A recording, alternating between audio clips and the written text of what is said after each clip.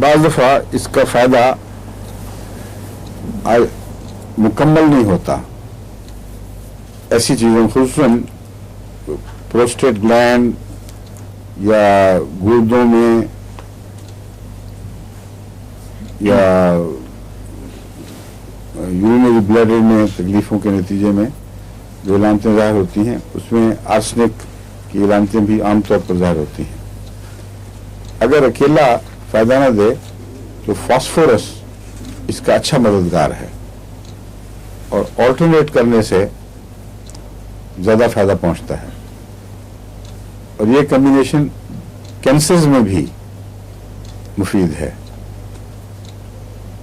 और ऐसे कैंसर के केसेस जिनमें बहुत मामला हद से बढ़ चुका था, मैंने ये कम्बिनेशन इस्तेमाल किया है और बाद और जो हैं वक्ती तौर पर देनी पड़ी।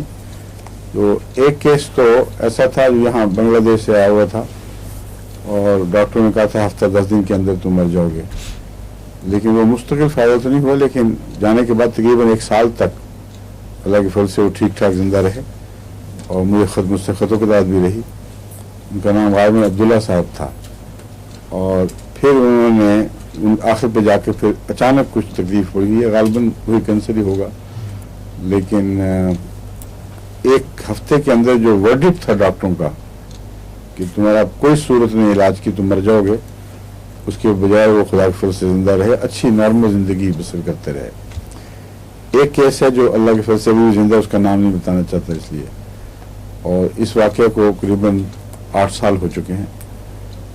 और यही एस्टेब्लिश्ड कैंसर जिसके इंग्लैंड में इलाज हो चुके, उसका रिकॉर्डेड हिस्ट्री मौजूद है, उसमें ज़्यादातर जो फ़ायदा मैंने उठाया है वो आर्सेनिक और फास्फोरस से।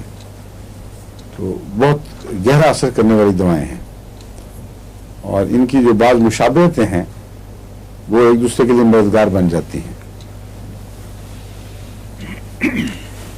मैंने आपसे बताया था कि इसके अंदर मरज़ में तकरार पाई जाती है, ख़ास मुअय्यन मुद्दत के बाद ये मरज़ औद के आती है।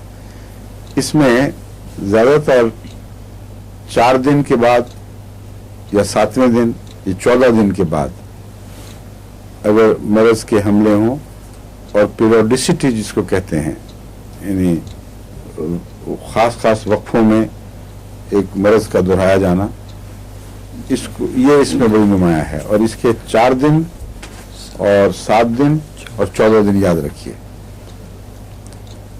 लेकिन इनके अलावा भी ऐसे अमराज जिनमें पीरियोडिसिटी पाई जाए, उनमें भी आर्सेनिक बहुत